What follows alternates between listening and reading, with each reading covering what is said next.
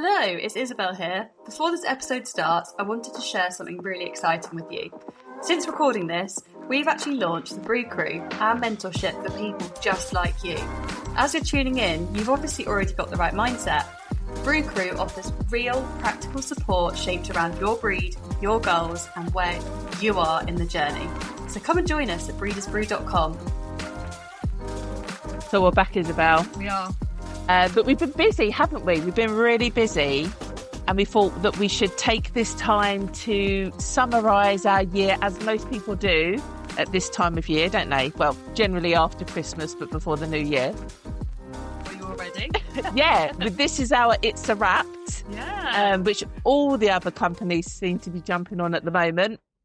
But we thought we'd take some time to reflect on the year that we've had, the year that we've seen our clients have as well, some of the observations and experiences and journeys that they've been through, and then also how can we use that information and knowledge to plan better and improve the journey for 2026. So first off, if anyone can see us on camera, we're together. Yay! Not used to probably seeing us all in one shot. Yeah, we're with all the dogs. Yeah, so you know the MO. There are dogs in the room. That I have crazy Labradors being very vocal. So hopefully we can mute them out, but that might not be the case. But yeah, there are dogs in the room. But we know that you've got dogs in your room as well, so it's fine. We're gonna persevere on. Absolutely. And power through to this episode and get it done. So we hope, first of all, that you've missed us. Because we've missed you. Yeah, absolutely. It feels like ages, actually, since we've done a podcast. It does feel like a long time, and we've got lots to catch up on. But then equally, we know we've got an epic 2026 and there will be more of us. So it's fine. And obviously, if you were a Brew Crew member, then you haven't missed us at all because you see us pretty much every week anyway. So I'm sick of us, in fact. So if you have missed us, you should be a Brew Crew member. And then you won't miss us half as much. So it's fine. But hopefully this has been a pleasant gift in your notifications. You've looked on your podcast platform and we've popped up and you're like, oh, what's this before the year is out? We should have started by saying Merry Christmas. Merry Christmas, happy holidays for the people that don't celebrate all the things. Happy festive period. Enjoy your break wherever it might be in the world. Happy generic time. Yeah. And if you don't celebrate it, don't worry. There's still lessons to be learnt regardless and to apply those next year. Just end of a calendar year, I think, is the most poignant thing around this time. And certainly we love to reflect. As those of you that are in our world already know, we're always learning from previous lessons and things like that. And I think regardless of whether you celebrate anything around Christmas time, it doesn't matter. It's the end of the year and it is the right time to look back and learn from your lessons and put those lessons into action ready for next year. Yeah, so we're calling this episode the 12 what we call it, the 12 days of Christmas, or maybe the 12 days of breeding. I don't know, the 12 something of something, because obviously we're in that festive theme and mode. And it was 3 years ago that I actually took Christmas off out of the UK and visited my mum in Spain. And now, interestingly, Christmas is celebrated differently, as you would expect in different countries, different cultures. But given that Spain was only an hour and a half plane journey away, I don't know why. I just didn't think it was going to be as different as I experienced. Lie, that's closer than half of my entire family. Yes. Yeah. Half of my entire family are a 5-hour drive away. So to say it was only an hour and a half, I'd expect it to be a lot more similar. Yeah. Actually. Yeah. So obviously there was sunshine on Christmas Day, which we all love and adore. Yeah. And to be fair, I was slightly underprepared because when the sun was up, it was warm, but when it was gone, it was really cold. So my flip-flops and very light footwear wasn't cutting it. So I ended up buying a pair of boots while I was over there. But anyway, nonetheless, while we was in the mall, the shopping centre, I'm used to walking around before the January sales, seeing all the Christmas stuff. And typically in the UK, there will be a Santa's grotto or some themed display of Christmas as a centrepiece. Maybe a couple of Rudolph in there, maybe a bit of a little manger. Yeah. With some farm animals gathered around. Yeah. Yeah. yeah, all of the things, or Santa, and you say Rudolph with with the red nose. And I was quite surprised that there was festive lights and there was signs of Christmas, as in sort of more natural elements of Christmas trees and holly, not so much Santa. And we stumbled across these three guys sitting on their thrones who were actually representing the three kings. So anyone that doesn't know the famous story of baby Jesus being born, being put in his manger, Joseph not having somewhere to stay, and in the barn and all that kind of stuff, and the miracle conception of Mary, which we will talk no more about, that the three kings arrive with frankincense, myrrh, and that's a test. This is appalling. I went to see in primary school. Put it in the comments, people. It's been a long day. So anyway, they arrived with gifts. Tell us off. We haven't been to a recent nativity. This is going to really bug my brain now. Can you look up on your phone? I'm sorry. Look up on your phone while I carry on the story. So yeah, these three guys are sitting on these thrones representing the three kings. And I thought, well, that's a bit weird because I've never been to a... Go on. It's the most obvious one. Go on. Gold. Oh, the important one, the money. There's the money, honey. Yeah, the precious gold that never depreciates. So what we value in life. That clearly wasn't out of mind at all. I quite like the frankincense dog spray dog perfume that they do, to be fair. So anyway, I thought it was a little bit different, that I'd never seen any of that kind of representation in the UK. And it's because the Spanish, majority Catholic base, celebrate Christmas very different to what I'm accustomed to in the UK. And that typically on Christmas Eve, it's a big family do. Generally, the Europeans eat much later than in the UK, that's for sure. So they have quite a late dinner. So you can still actually go to a restaurant like from 11 o'clock that open up after they've had their dinner to then serve customers, which is crazy. But generally, I'm not used to eating at 11 o'clock at night. So we passed on that one. But Christmas Eve, they get together, they have a family meal. On Christmas Day, I'm led to believe, so any of our Spanish listeners can obviously put us right, but I'm led to believe on Christmas Day, they give one token gift. And actually, the gifts giving, which typically happens on Christmas Day, the 25th of December in the UK, doesn't actually happen until Epiphany, which is when the kings arrive to see baby Jesus with their gifts, which makes sense, which is the 6th of January.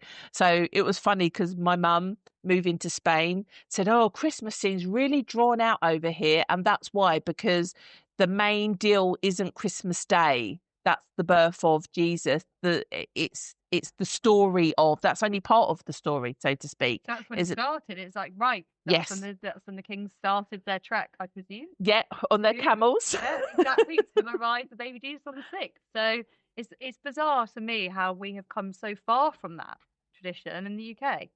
When culturally, I mean, I was sent to a CAV primary school and it was totally normalised. My parents aren't particularly religious, but there I was. Yeah. I know most people still have some sort of link to, whether that's because you've been exposed to it at school, secondary school. It's just Bible studies are quite normalised here. Yeah, I must. But yet, Christmas has got nothing to do with that. My only awareness of like Santa is a commercial concept of Christmas. And my junior school that I went to was called St. Nicholas. So I was aware of St. Nicholas was the gift giver that used to wear the green. And then obviously it got Coca-Cola changed it to red and it becomes Santa. But St. Nicholas was like the Father Christmas, was the father of Christmas. And obviously that's been totally commercialised now. And as you say, that was a C of E school. And I think that was just because we were called St. Nicholas that we are probably a little bit more aware of that. But I had no idea about the Three Kings and Epiphany and all that kind of stuff. And we kind of feel that is the experience that a lot of dog breeders or dog owners that happen to breed also experience, that they think they're getting into one thing. Well, yeah, I think most of us only know what we're taught or what we've got exposure to. And it's like, oh, well, this is the way that my friend's always done it, so I'm going to do it this way. And you don't necessarily know how other cultures do things, or if there's better ways or different ways or more correct ways of doing things. And it's like, you're trying to get to the same end goal, have a lovely festive period or have a healthy litter of puppies, yet the experiences that everyone has is wildly different. Yeah. And I guess it kind of drives home that for some people, Christmas Day is the main event. So maybe Labour is the main event. Everyone gets most paranoid and the highest anxiety is based around Labour, because I guess that's when you're in least control and the most is happening. But there's so much before that. So if we tie it all into Christmas, we have an advent calendar. Oh, we do. I love the good old. I haven't actually done one this year. I haven't done one for a while because I eat enough chocolate. Funny enough. No, but I saw they do jigsaw puzzle ones. I was like, do you know what? I might buy one of those next year, do a little jigsaw puzzle every day. I would say we could liken the advent calendar countdown is about the season, the female being in season, the planning, the anticipation of progesterone, ovulation testing results, organising your stud, that sort of, that you know it's coming. Yeah, the big day is coming. Yeah, what do you need to do to get everything sorted? Absolutely. Yeah.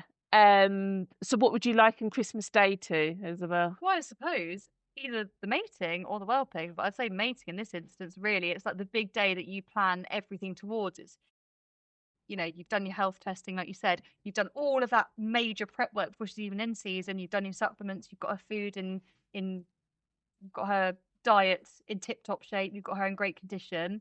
She's coming to season, you've done the countdown, you've done the things, and every decision and micro alteration you've made is leading you to that one day. Yeah. For mating, to make puppies. The big day. So like when you're a kid at Christmas and it takes forever to come. Yeah, I feel that is definitely exactly how a season feels when you're desperately waiting and planning a litter, 100%. And then you finally get to the mating day, and then you think, let's hope this all goes as planned. No tears. Yeah, no tears. No, the breeding needs to happen. So yeah, I think for a lot of breeders, Christmas Day is the breeding day, and then pretty much followed by the whelping anticipation, which I think what we consider the whelping day. New Year's Eve. Yes. The countdown for midnight. That's exactly what Labour feels like, because you are literally counting down. You're watching the clock tick down towards due date, thinking how much longer is it going to be? What are we going to do? How are we going to celebrate? Or how are we going to cope? Yeah. What are we going to do to make this a nice time?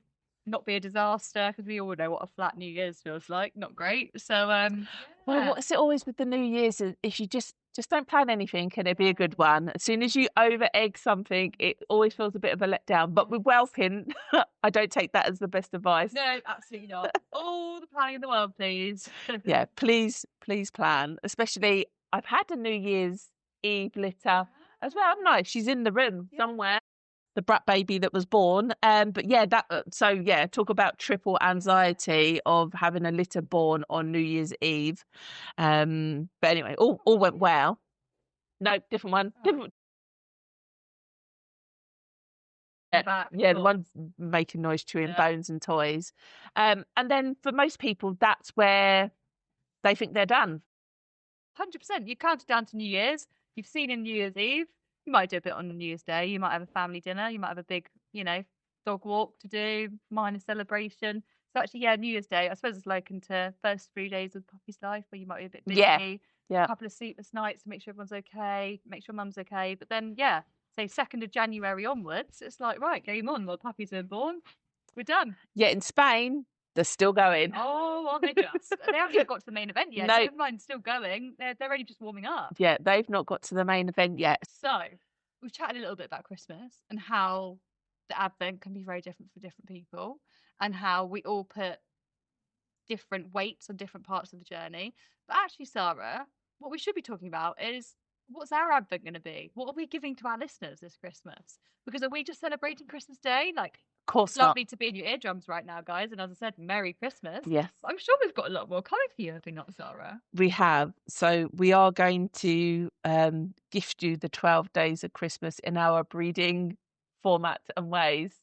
So we are going to do a countdown because, as we've already emphasised, Christmas is just the beginning, and how much more to display that than actually give you information over a longer period that goes way past Christmas. So this is a mini series, isn't it? It's not a full series because they are going to be shorter episodes, though I don't know, maybe they're not going to be shorter by how much we talk.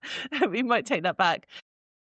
But we're going to give you 12 days, and we basically want to walk you through what we've been up to, what we've learned, what we've observed, what we see other people doing, how that might impact us, really to lead us into 2026 on the right stepping stone. Yeah, absolutely. Imagine Spotify Wrapped, but for breeding. And I mean, Yeah. who doesn't want to hear that? Yeah, who doesn't want to hear that? Who doesn't want to hear So, your listening age of? oh, Let's not go there. Let's not do it. I did actually laugh. I did have my Spotify Wrapped come through, and pretty sure my listening age was 78, which is rather impressive.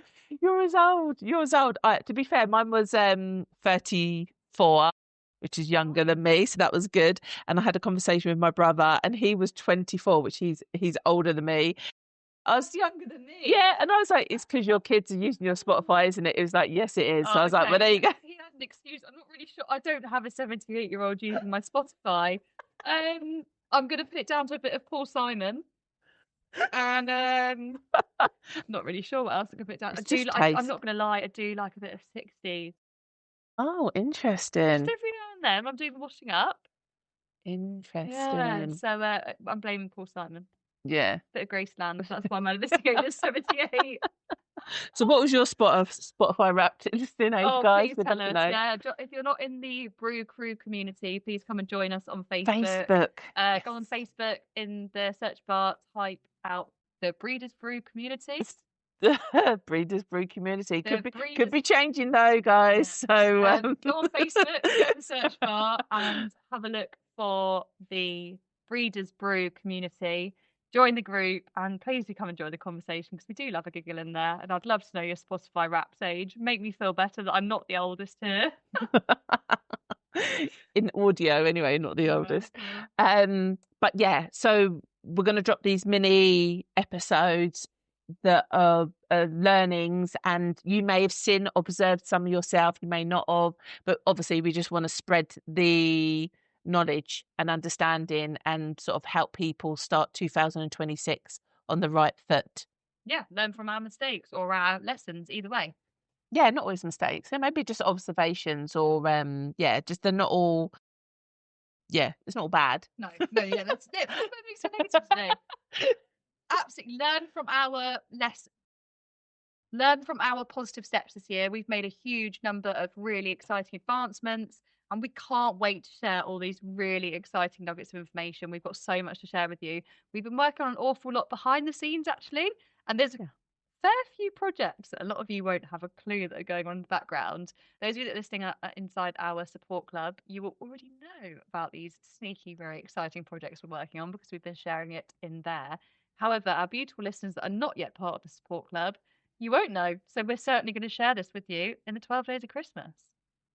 So let's begin. Absolutely. What I've found with dog breeding is the further into the journey you go, especially once the puppies are born, the more demand is upon you. So, for instance, for the first 0 to 4 weeks, mum's feeding them, cleaning them. If you've got a good one, not necessarily, but you hope you've got one that's got tons of milk and really likes to keep all her puppies clean and tidy. And then once you're starting to feel fatigued and sort of jaded, is when it's over to you, because then that's when you have to start weaning. That's when you have to start toilet training. That's when you have to do socialization. So actually, interestingly enough, that section is never really considered, and I actually find is the bit that's the most time consuming and takes the most toll on 100% dog owners. I think realistically, if you're having anxiety riddled sleeps of nightmares and general concern and worry and all the bad things, it's once pups are here. It's not during labour. It's not during pregnancy. It's not during your labour approaches section. It is once the pups are here, once you've lost a few nights sleep, and it all gets a bit too much. And like you said, it's at that moment that responsibility passes over to you, at that moment when you are most exhausted. You've done the sleepless nights, and hey, guess what? Baton's over to you.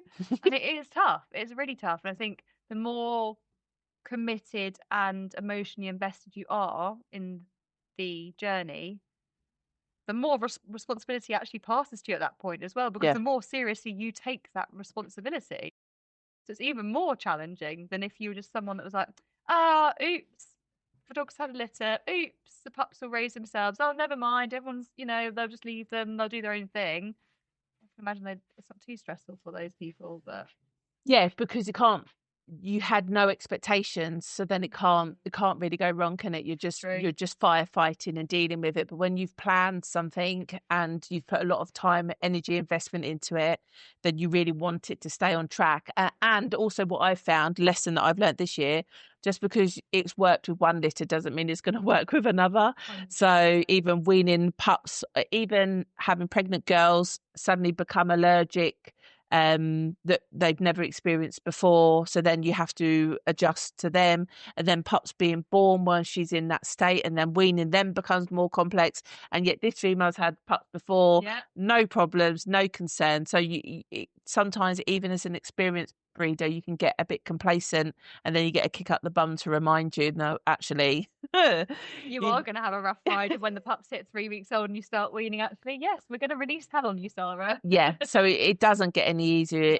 the more you do it, unfortunately, because everything is variables. It's a different female, it's a different litter, you're a different person. So, practices and techniques change. You got a different vet.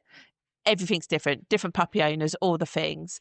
And I think that brings us nicely on to our first day of Christmas, or our first learning that observation maybe actually for this is that we see the same patterns and the same concerns and generally the same questions online at certain points of people's breeding journey. And it's because they haven't realised it is a journey. People, I think, because as we said, people just see Christmas Day as this great big countdown. They're aiming everything for that, and and we've got New Year's Eve, and then that's it. It's like they're the two focus points everyone puts everything towards. People put on their blinkers, but actually they still have the same hiccups, pitfalls, concerns throughout that journey. It's just that for whatever reason the focus isn't really placed there, I think, for a lot of people, which is pretty surprising. And so we've come up with something, haven't we? We have.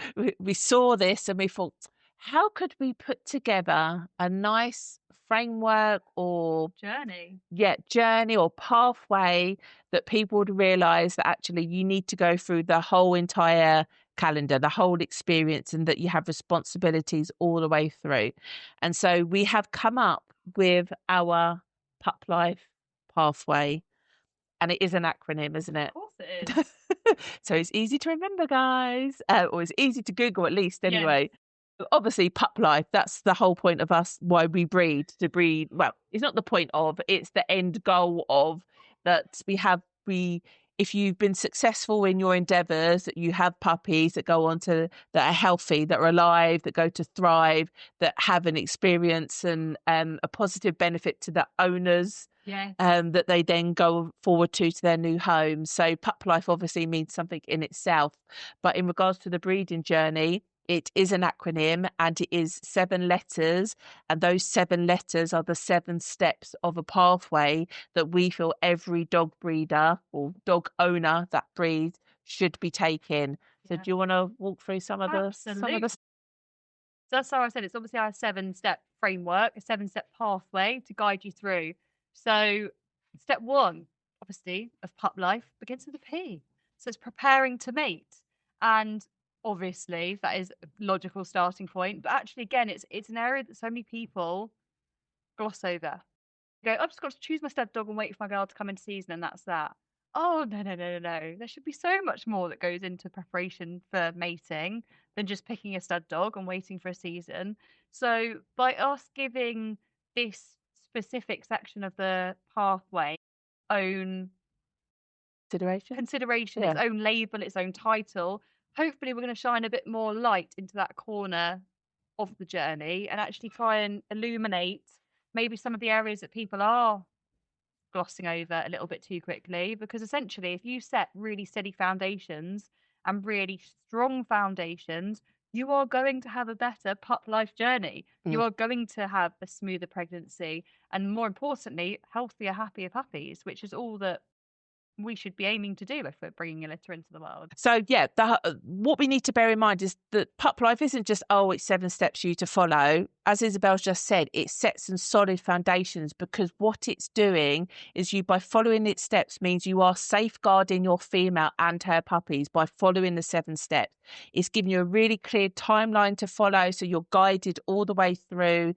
It means that if you're making serious considerations at every point, that you will be breeding ethically, because you are taking the time to stop, reflect on what you're doing, making sure it's the best thing for the female, that you're finding the best stud, that you're rearing the pups in the best way. So by default, it just means you're taking seriously what you're doing, and producing puppies of a good quality and of a good caliber. And then also we support it, that we give you practical steps to take at every single point. So it's not just a point of, it's a theory and it's out there and I'm aware of it, but I don't really know what to do. No, there are clear actions that you should be taking at each point. So it's highly practical. If you're in the support club, the Brew Crew, obviously we take that on to another level. But even, and we're going to come on to it into a bit, there's other ways that we can help you that we're gonna celebrate with you in these episodes. But it's intentional that we want to help people. We want to give them a really nice framework and a really clear way to work through it and how to do it. So as Isobel said, the P being preparing to mate, which is going to be followed by the U, which is the uncertain wait. Now, this is where people really get anxious. And I guess it's excitement as well, because you've sowed a seed, you're watering it to a degree, and you don't know whether it's going to grow or not. You just hope that something's going to grow. And that a lot of people, that's wasted time, because all they're worried about is their advent calendar. They're just like, count down the days, count down the days, count down the days to find out the exciting stuff. But there's so much proactive activity you could be taking in that time to ensure. Absolutely.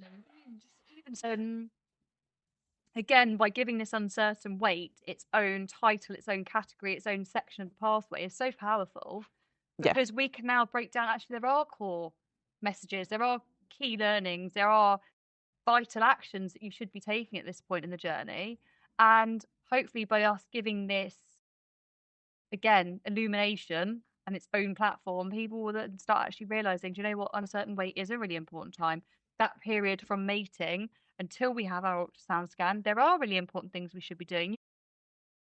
I think that so many people don't realize they should be doing folic acid supplementation. I mean, it's something that we discuss all the time. Number of people you'll scan that haven't done it, and it's not until you put the probe on and go, yep, she's in pup, and they go to you, right, Sarah, what supplements do I need to do now then? And you go, it's a bit late for that. You're like, you missed the boat. Yeah, I mean, that's one reason any of the online inquiries I get, isn't it? They get an automatic reply saying, we'll deal with it, but just so you know, if you haven't started folic acid, you need to start it ASAP. That's my automatic reply, because a lot of people don't know it. They come to the scan and I go through my usual, I guess, like client fact-finding quiz that I've got, a questionnaire.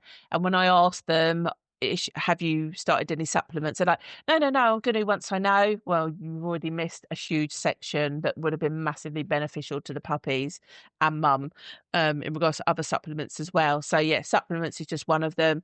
Taking the time to find quality services, whatever they might be, and it's not always your vet as default. Obviously, there's conversations about worming, conversations about exercise, window, which is, for me, obviously, as Alice would know, I've got the miniature Dachshunds. They're a very sensitive breed, and as we've discussed before from the huge surveys we've been doing and everything else, we've seen that actually there are some breeds that are at higher risk and elevation of reabsorption. Miniature Dachshunds most definitely fall in that category. So therefore, I'm hyper aware of this implantation window. So I preach it from the rooftops. Anyone I ever speak to, it's like, let's put some importance around this time. Because a lot of people don't know anything about it. They go, well, I've mated her. well, that's just when she conceived, is it not? You know, she conceives following the mating, and then, well, that's it. We do nothing till the scan. It's like, no, arguably the most important part of the whole pregnancy happens in the uncertain weight section. Is getting the dog pregnant. Well, yeah, well, no, but like hoping that the pregnancy maintains, it stays. Like there's, as you say, just because you've had a mating doesn't guarantee puppies, and a lot of people are surprised that that isn't the case. Yes. Which you see it so much. Yeah. When people go, oh, she's definitely pregnant, Sarah. I just need to know how many puppies she's having, and you go, rewind. Why do you think she's definitely pregnant? It's that fertility is guaranteed myth. Yes. And interestingly, that the people that never make that assumption are the people and that divulge to me, oh, I had fertility problems, and they understand because they've gone to extra efforts and lengths themselves. So they know fertility isn't guaranteed. And it's always interesting because they tell me that because they've been through that journey. And, you know, some people I've never met before. And I'm like, oh, I know your fertility status. Interesting. But yeah, if you've never been through that, why would you know about it? So that's one of the benefits of following Pup Life, is that it sort of opened doors that you wouldn't necessarily open because you wouldn't know that you needed to. Yeah, I think that's exactly it. Yeah, and uncertain weights, I think is a really interesting one because it's when most people drop off.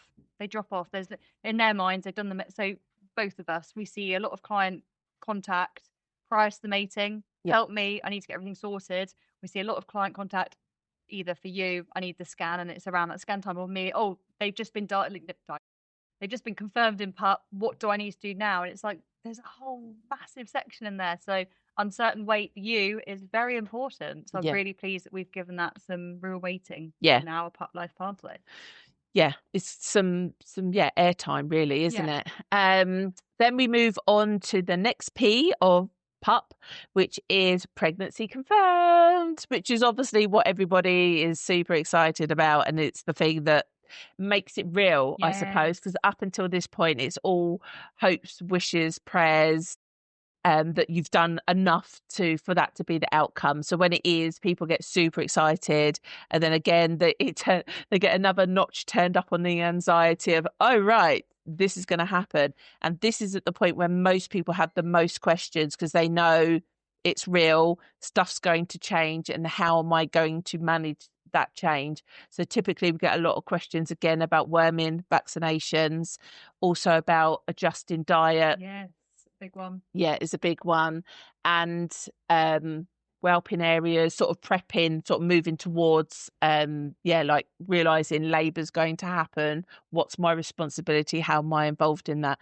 So again, this is another some people go, okay, she's pregnant, and then not worry until a week before she's due. Again, that's still wasted opportunity to make sure that you have a safe delivery.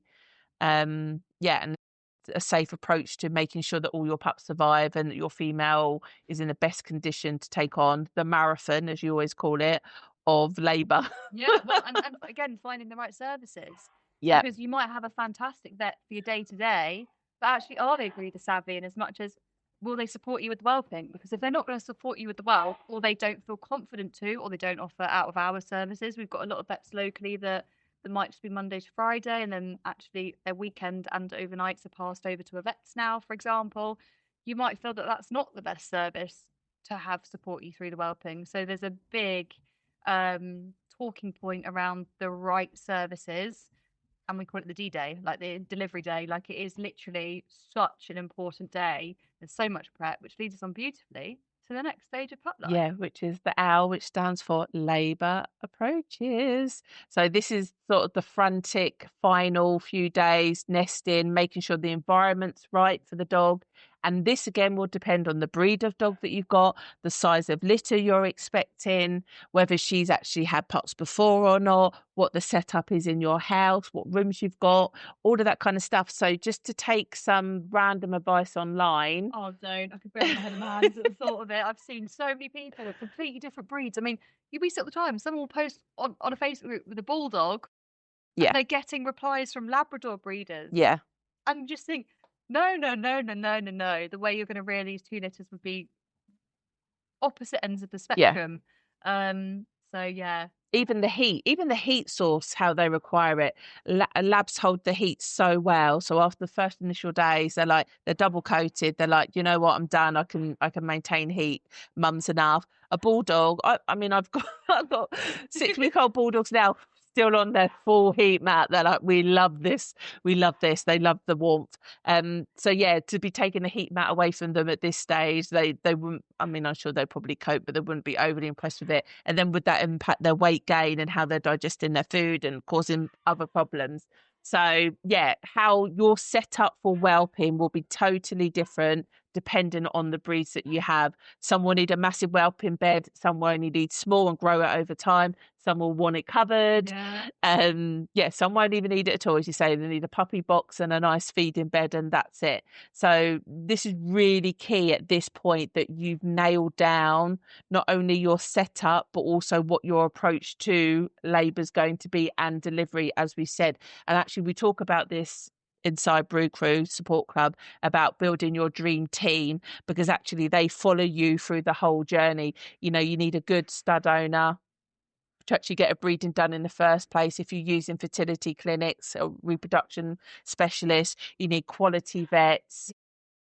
You know, if you've got a mentor as well, that's even great, but it's them being available when you need them rather than on their terms, and you not feeling uncomfortable about asking for help and support when you need it. So it's almost setting up all these building blocks, and yeah, it all becomes real and it can all go wrong quite quickly.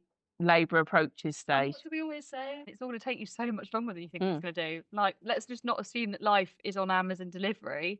You know, everything does take longer. We've just kind of got into this Amazon Prime mindset where we assume everything's instant, and it's just not the case.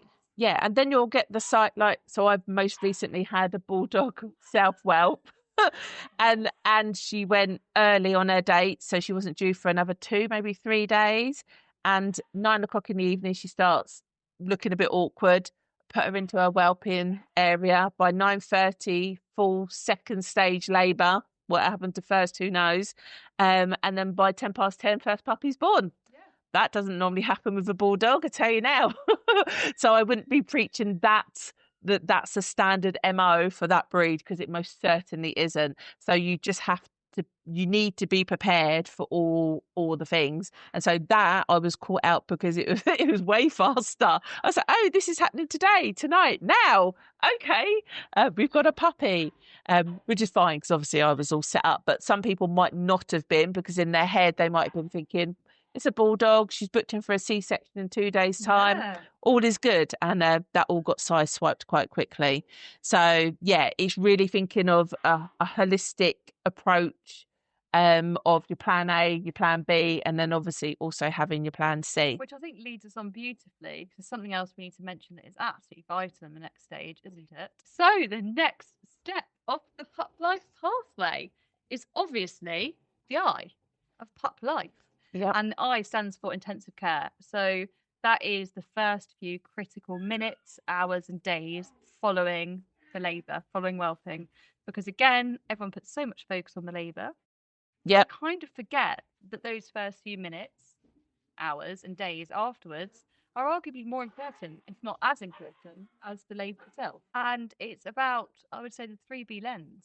Yes. And actually being able to understand the way I would raise a litter would be completely different to the way you would raise a litter. Yeah. Completely. And we're both right. Yeah, absolutely, yeah. Which is allowed to be. Yes, I have puppies in my bedroom. Yes, they have 24-hour care. But I'm not hand rearing. They've got constant access to mum. Mum is their main source of life. Yeah. And yet the way that our routines would work in that intensive care period would be the polar opposite. Yeah. The intensive care section of pup life is based upon the foundation of the rule of threes, which is the first 3 hours, the first 3 days, and the first 3 weeks, because those are the most fundamental milestones that a puppy needs to be hitting, and that you've got to keep puppies and mums safe throughout, and that spans the intensive care window beautifully. And that is that early window of... And it's questions you always see online. Have all the placentas been delivered? If they haven't, what does that mean? Do I need to rush them to the vets? How do you know whether puppy's latched on or not? should they be delivered? How soon after birth? Is it a massive problem? How do I know milk's in? That's always the big one. Milk's not in immediately. There's so many things to consider at that point. Have you got a puppy with a deformity? Realistically, can it be reared out? Is it going to be a lifelong concern?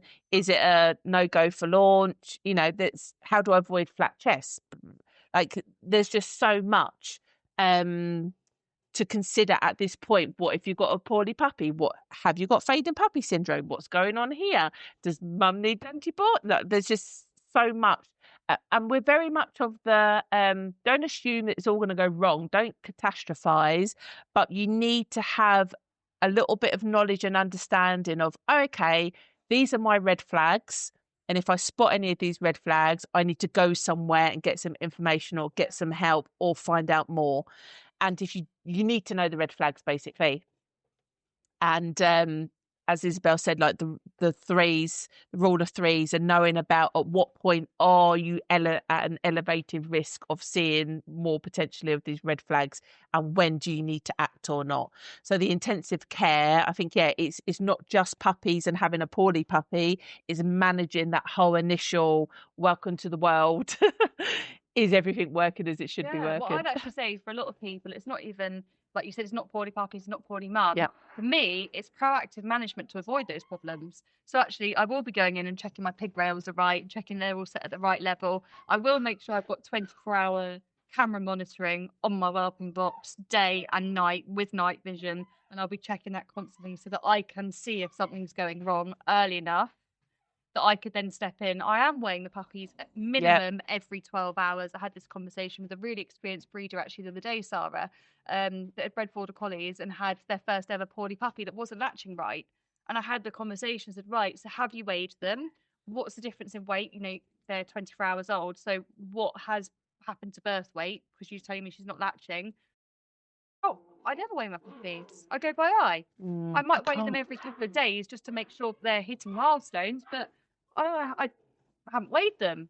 So if I was you, I'd really go down to every 12 hours.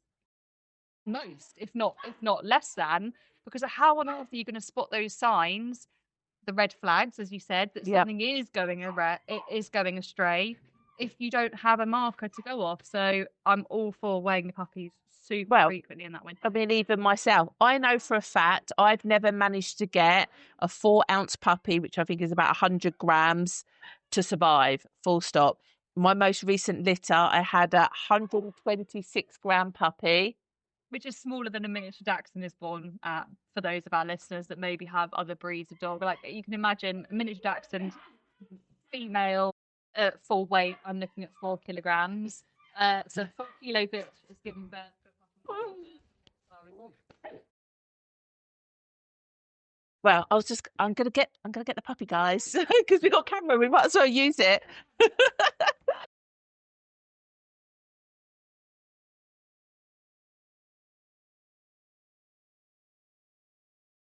Right, out of there. So say that she wasn't much bigger. This is purely, sorry, you guys listening, you're gonna miss out.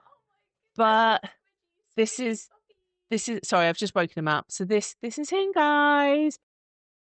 And so my 120-gram puppy is very much here, very much doing all the things.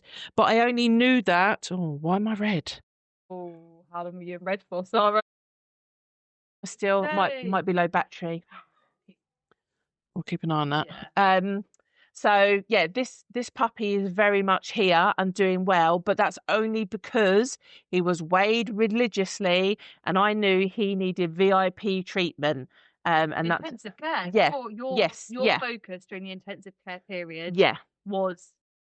And he was laser vision on him. He was a good puppy because he wasn't a poorly puppy. He suckled really well. He put in the energy, and I did actually still give him a few tube feeds for a couple of days to maintain his energy, and he's still here. And to be honest, we've had puppy viewings, and he's been the preferred pick puppy by 2 families. So it just. Yeah, it just goes to show. I don't believe in runts, but that's just me. some would say he was the runt of the litter, but he has 2 families currently fighting over him. So it just goes to show that you can't see, he is absolutely scrumptious. He's being very relaxed, Perfect very relaxed. Little puppy rolls everywhere in all the right places. Well, he's doing all the right things, and as I say, he's only actually now, I think, under 80 grams below, like, smaller than the next nearest puppy to him, which, considering, as you say, he was 4.4 ounces, 126 grams, it's crazy. He's been an absolute little legend. So I'm going to put him back. Isabel's probably going to move on to the next part of pup life. Absolutely.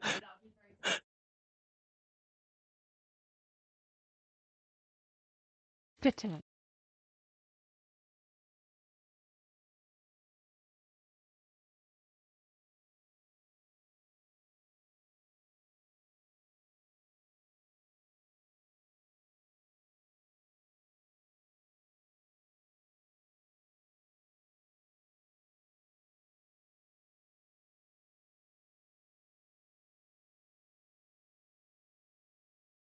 So that leads us on to the next step of the pup life pathway, which is, of course, once the puppies are up, they're looking like beautiful little Derek was there and ready for the world. And that moves on to feeding and foundations, which is one that I think a lot of people know about. They kind of realise that they have to wean their puppies.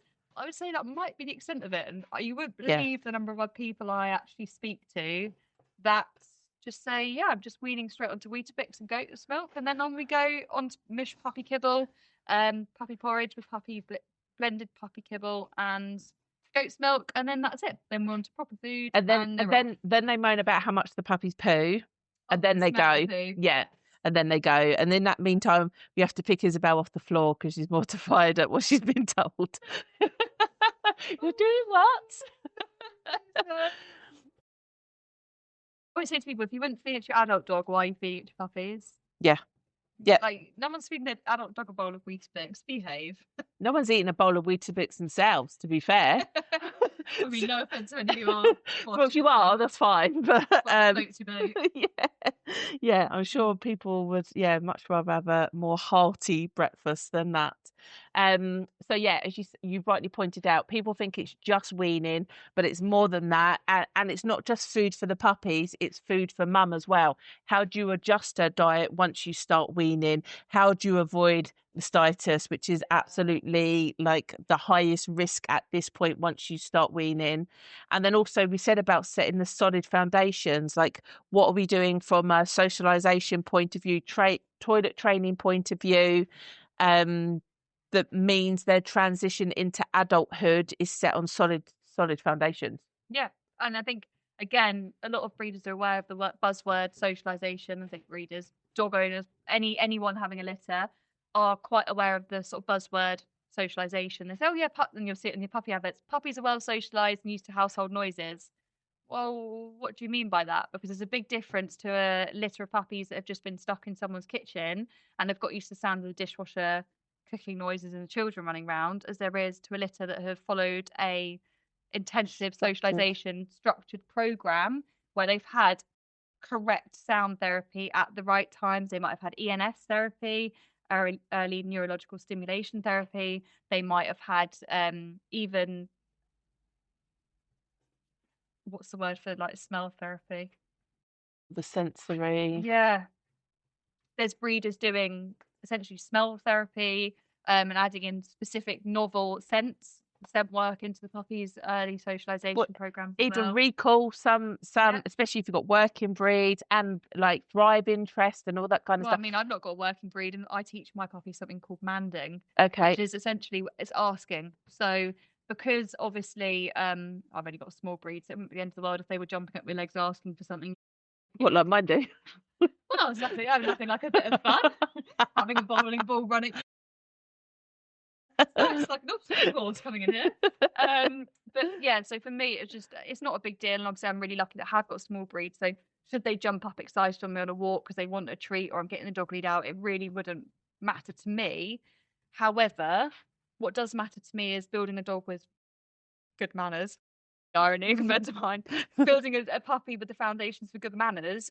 something I just think is really important is actually, no, they shouldn't be jumping up, because one day they will have muddy paws, or it could be a child. And as we know only too well, a dog jumping up at a child, knocking a child over, it's only got to then graze their elbow, and then you've got a big drama on your hands or something. So just think there's no need for a dog to jump up. So I teach my puppies something called manding.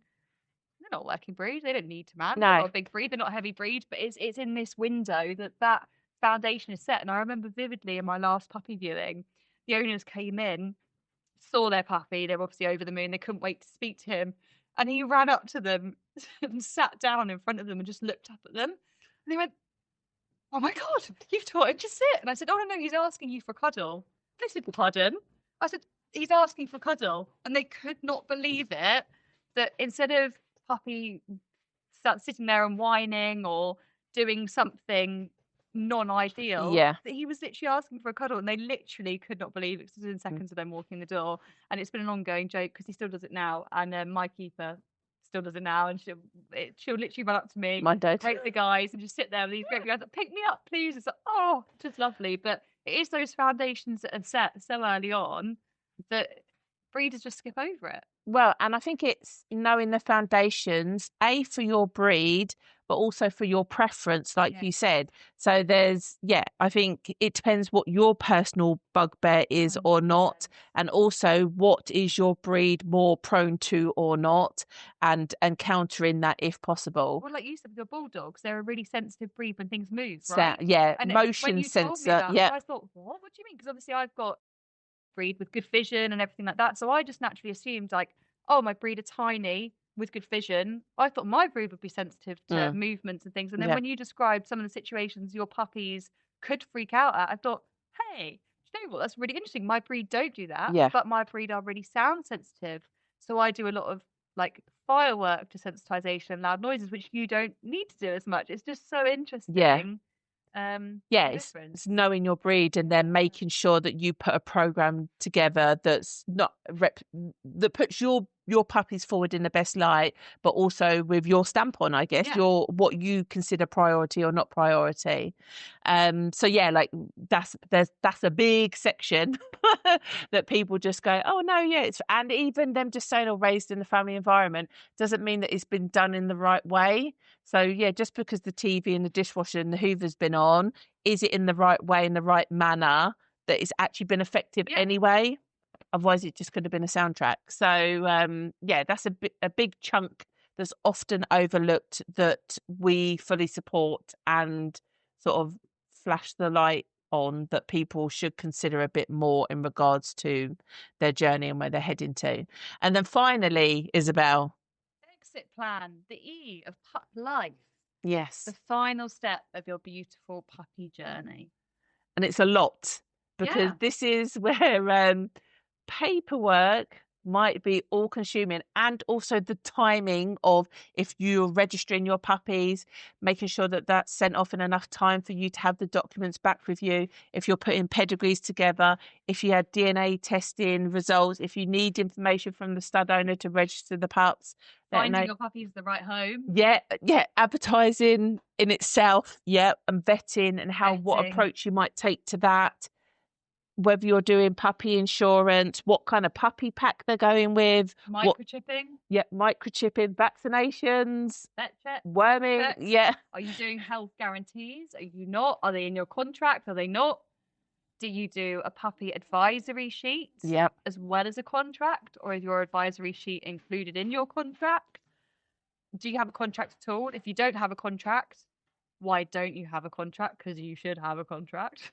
And we preach that you should have a contract. It's super important for the puppy. Regardless of whether money's exchanged or not, every puppy should have a puppy contract, because it sets out the expectations of the owner, of the you are the breeder at this point, whether you like it or not. You have bred a puppy, so you are a breeder, but it clearly sets out the expectations, and that everyone's on the same page, on that same, noted in that same piece of paper, to prevent, once again, problems in the future.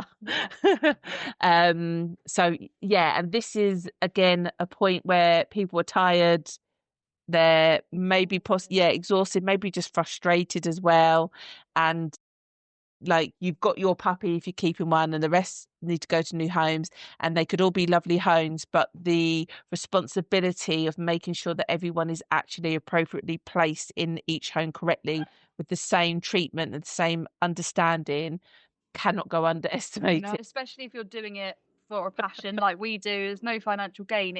We're in it because we adore our dogs. We want a puppy.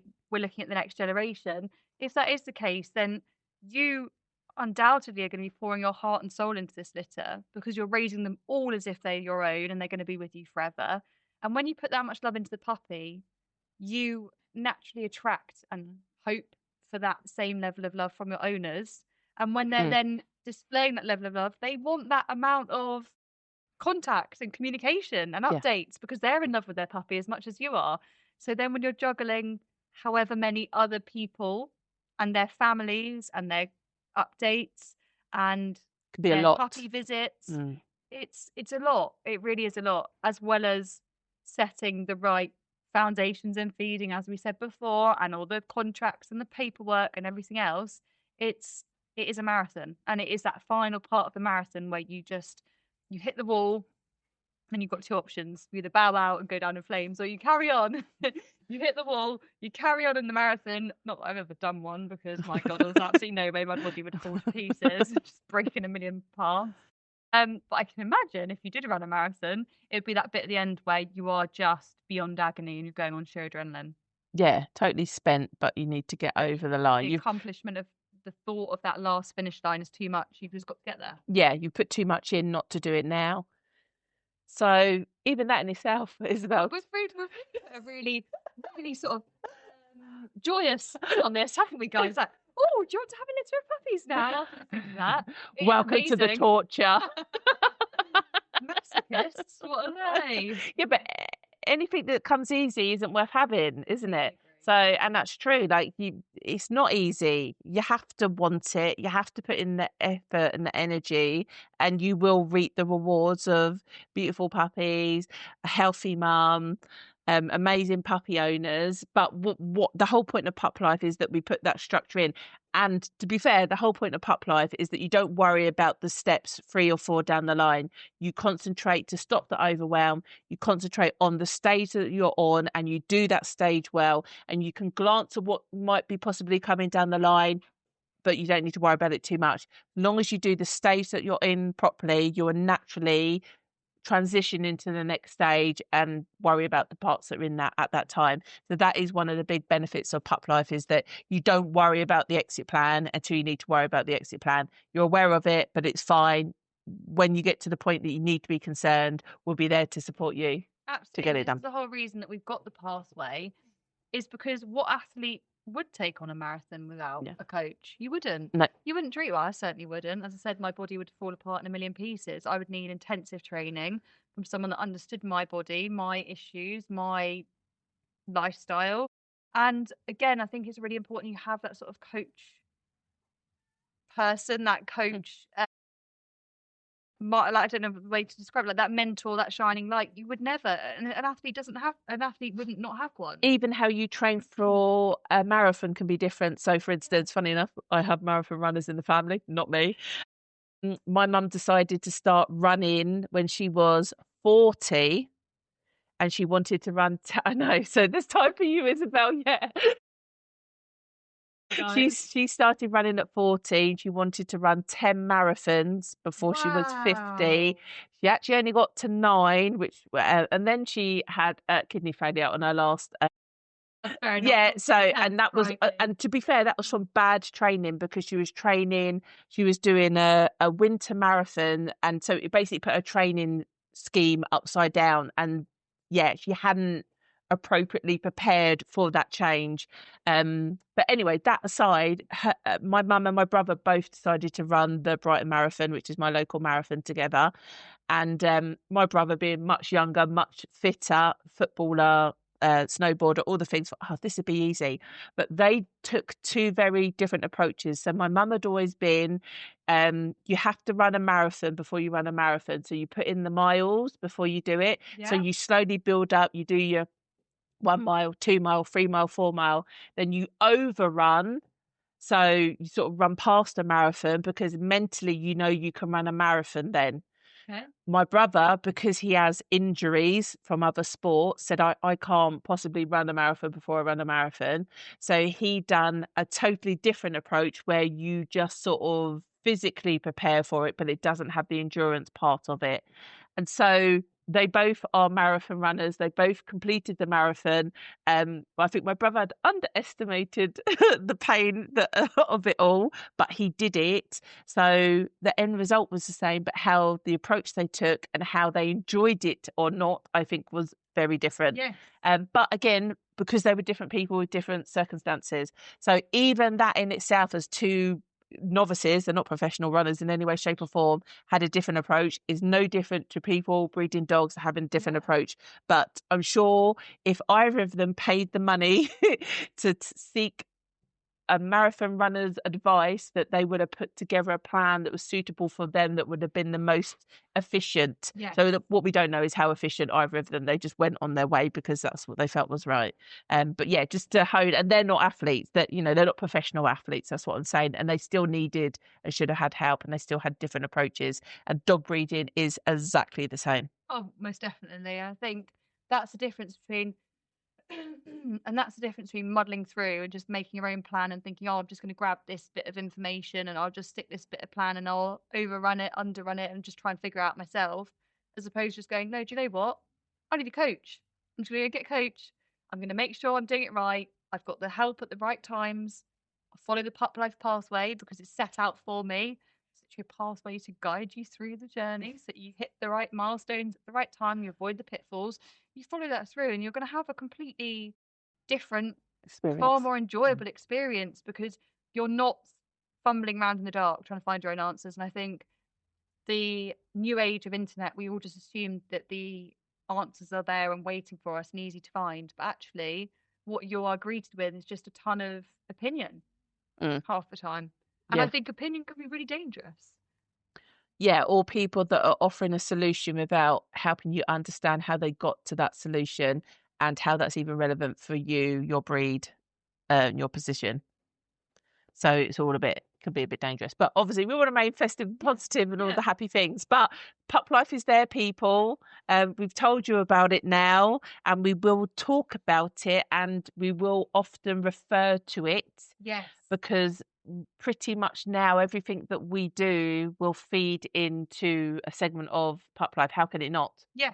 Well, every podcast episode we'll be discussing a topic, or we're answering a Q&A, and whatever that's about, we'll be able to say, right, this is the preparing to mate section of pup life, everyone, and we can then tie it into whichever section of the pathway it is, so that when you come round to being in that section of the path yourself, you can go and seek out the information and the podcast episodes that we chat about at that exact moment in time, so you've got us on your shoulder when you need us the most. And I think that's a really exciting part of pup life, is actually we've given everyone some clear, chunkable information.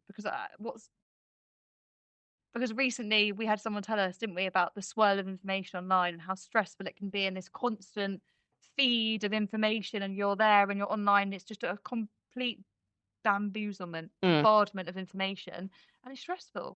It can be too much. It can send you another way into this real depression, this overwhelm of just dark, deep misery. And that's what dog breeding shouldn't be about. Like, the whole point we've got dogs is because we adore them. We're passionate dog lovers, and the whole journey should be enjoyable and fantastic. Controlled fun.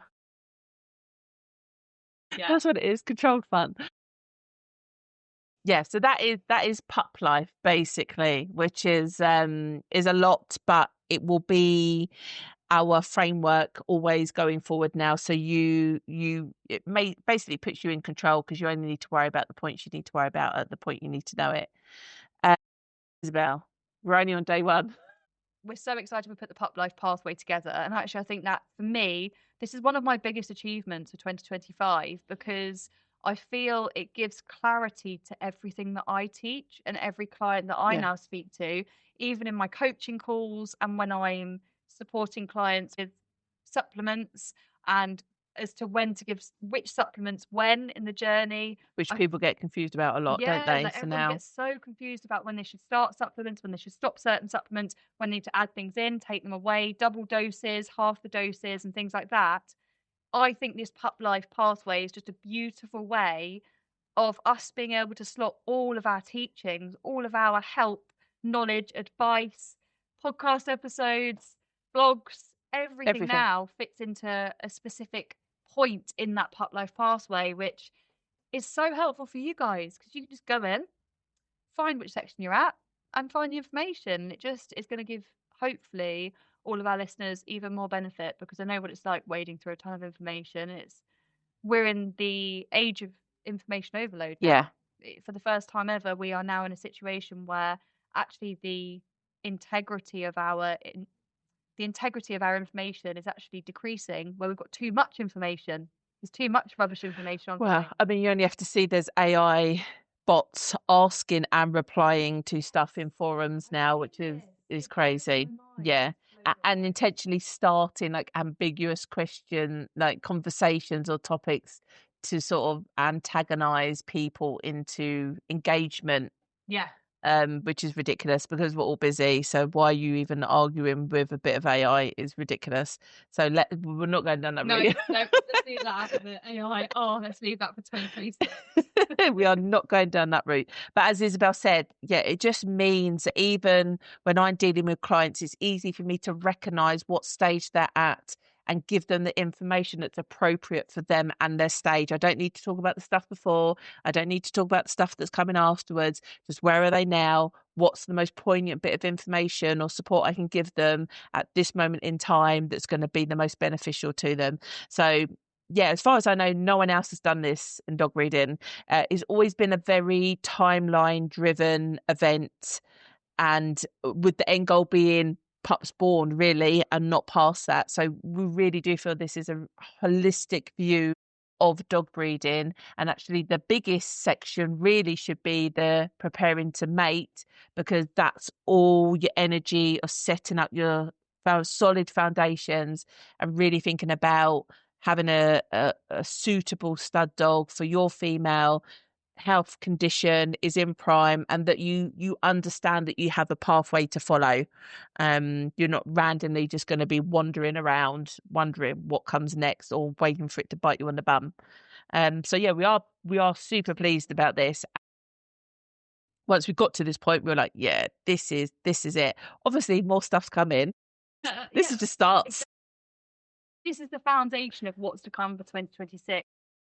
This forms as we said, you need firm foundations for everything. This is our new foundation going forward.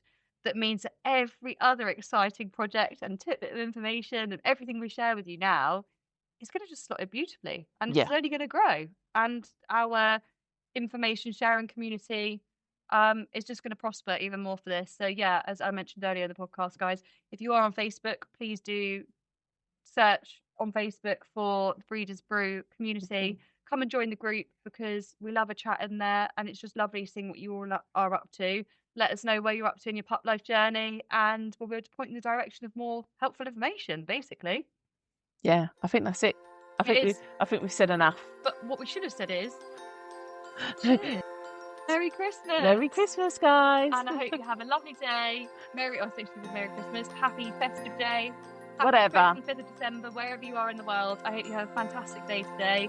I hope you have a lovely, restful period. If you're on a bank holiday, whatever you're doing in the world, just enjoy your dogs. That's the important thing.